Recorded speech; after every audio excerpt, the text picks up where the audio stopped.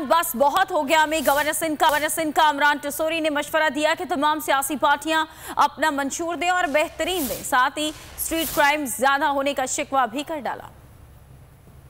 आज तक ये बात तयशुदा है कि खालिद मकबूल सिद्दीकी भाई सरबराह होंगे एम पाकिस्तान के कन्वीनियर, और बाकी जो जितने भी दोस्त हैं जो मुख्तलिफ़ धड़ों में हैं या मुख्तलिफ़ पार्टीज़ में चले गए थे या हैं, वो सब के सब खालिद मकबूल सिद्दीकी भाई की सरबराही में MQM पाकिस्तान के अंदर अपना काम करेंगे। सभी स्टेक होल्डर्स और तमाम सियासी जमातें अपने अपने वोटर्स के लिए, अपने सूबे के लिए और अपने शहर के लिए अपना नैरेटिव मंशूर लोगों को बताएं और बेहतरीन बताएं। स्ट्रीट क्राइम अरूज पर है, माओं की कोकें उजड़ रही हैं, हर रोज़ कोई ना कोई लाश बाप अपने कंधों पर बेटों की उठा रहा है।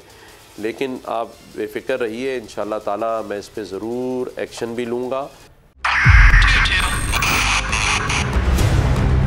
2022 बहुत सारे तोहफे भी देके गया पाकिस्तान की आवाम को। पाकिस्तान की आवाम को एक तोहफा ये दिया कि आवाम को पता चल गया कि पाकिस्तान का मीडिया क्या है। हक और सच का सफर साल 2022 में बोल रहा नंबर 1। हमने बहुत सारे शोज और ट्रांसमिशंस की, पूरा साल मुसलसल जदोजहद में निकल गया कि ये वोट ऑफ कॉन्फिडेंस के पीछे कौन लोग थे।